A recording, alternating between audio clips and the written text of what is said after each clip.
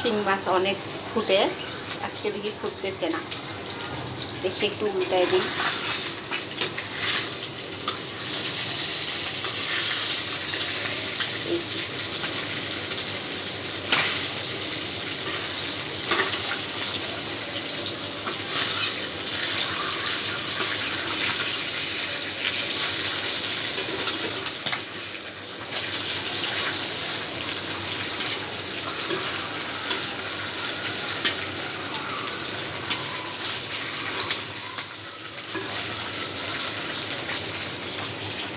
মাছ ভাজা হয়ে গিয়েছে, খাচ্ছি।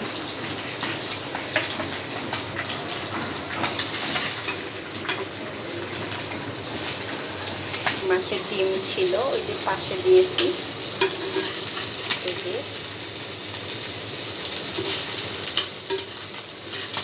পেঁয়াজের সাথে ভাজতেছি, একসাথে হয়ে যাবে।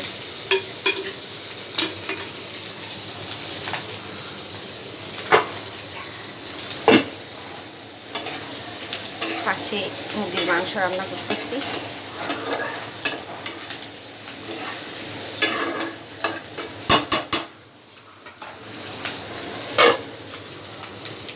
ডিম, মাছের ডিমগুলো হয়ে গিয়েছে, তুলে নিই।